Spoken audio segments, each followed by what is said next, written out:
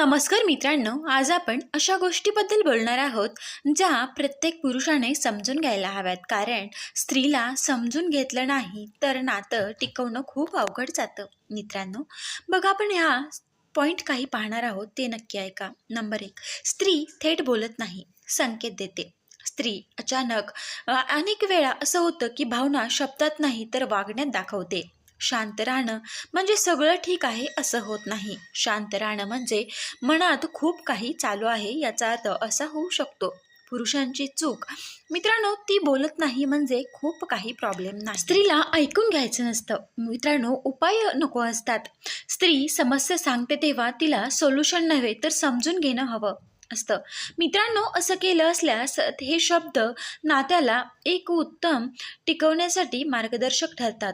मित्रांनो, योग्य प्रतिसाद, मी तुझं ऐकतोय, सांग अजून काय. मित्रांनो, हे पॉईंट नंबर 3 पाहतोय. भावना दुर्लक्ष केल्यास स्त्री दुखावली जाते.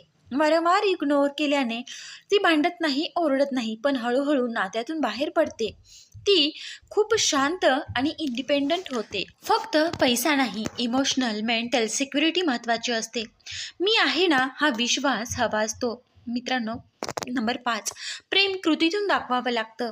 शब्द महत्त्वाचे असतात पण कृती जास्त महत्त्वाची ठरते. वेळ देणं, आदर करणं, छोट्या छोट्या गोष्टी लक्षात ठेवणं. नंबर 6, तिला तुलना सर्वात जास्त दुखावते. मित्रांनो, बघा, तुम्ही एखाद्या स्त्रीची तुलना करता तिच्यासमोर तेव्हा ते तिच्या मनाला ठेच पोहोचवणारी असते. म्हणून मित्रांनो, आता नंबर 6, तुलना स्त्रीला सर्वात जास्त दुखावते. एक उदाहरणार्थ, इतर मुली कोणी किंवा कुणाचीही तुलना करतात तेव्हा त्या मुलींना खूप वाईट वाटतं. यामुळे आत्मविश्वास तुटतो आणि प्रेमावर शंका निर्माण होते. मित्रांनो, बघा, जेव्हा स्त्री तिला काही अवघड नसते.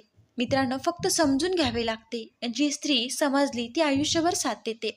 हा व्हिडिओ तुम्हाला आवडला असेल तर लाईक करा, शेअर करा. प्रत्येक पुरुषाने हा व्हिडिओ नक्कीच ऐकायला हवा आणि आवडला असेल तर कमेंट करून नक्की सांगा.